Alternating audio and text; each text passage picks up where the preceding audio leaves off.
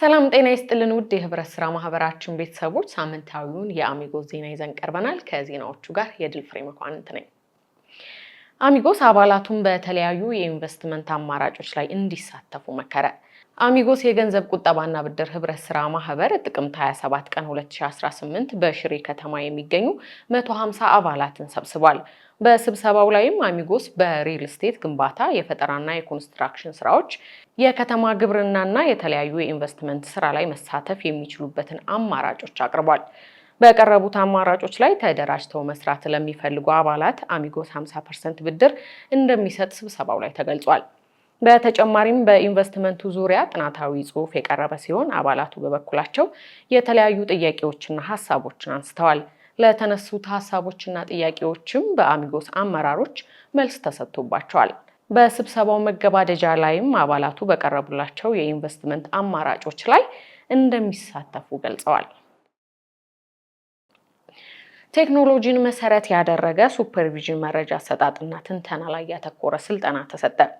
በቤተሰብ ኑሮ ማሻሻያ ፕሮግራም ከታቀፉ ክልሎች እንዲሁም ከፌዴራልና ኮሚሽን መስሪያ ቤቱ ለተውጣጡ የህብረት ስራ አመራሮች እና ባለሙያዎች ቴክኖሎጂን መሰረት ያደረገ ሱፐርቪዥን መረጃ አሰባሰብና ትንተና ላይ ያተኮረ ስልጠና ተሰጥቷል።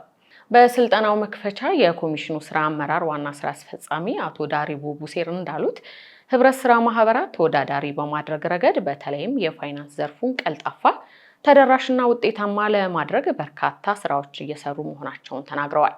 ኃላፊው አያይዘውም ስልጠናው ኮሚሽኑን በሪፎርሙ ለማሳካት ከያዛቸው ግቦች መካከል አንዱ በሆነው ዲጂታላይዜሽን ዘርፍ ላይ የሚሰጥ እንደመሆኑ በዘርፉ ላይ ወጥና ቀልጣፋ አሰራር ለመዘርጋት ብሎም ለሪፎርሙ ስኬት የራሱ የሆነ ሚና ይኖረዋል ብለዋል።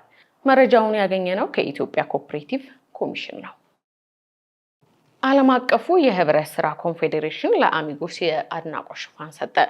ኢንተርናሽናል ኮኦፕሬቲቭ አሊያንስ በየወሩ ለማህበር አባላቶች የስራ እንቅስቃሴያቸው ላይ ትኩረት ያደረገ ማበረታቻ መልእክት በሚልክበት ፕሮግራም መሰረት አሚጎስ የአድናቆት መልእክት ተልኮለታል።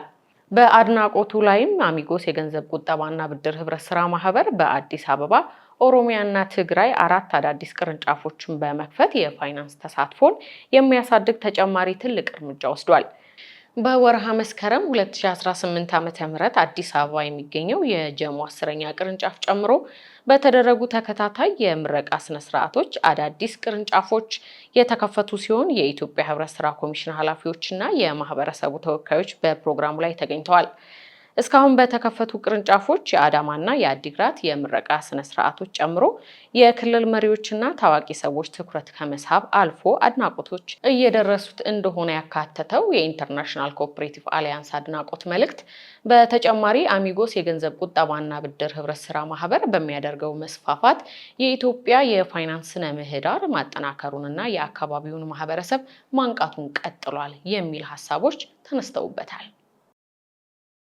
ውድ የህብረት ስራ ማህበራችን ቤተሰቦች ሳምንታዊ አሚጎስ ዜናዎች እነዚህን ይመስሉ ነበር። አብራችሁን ስለነበራችሁ እናመሰግናለን። መልካም ሳምንት።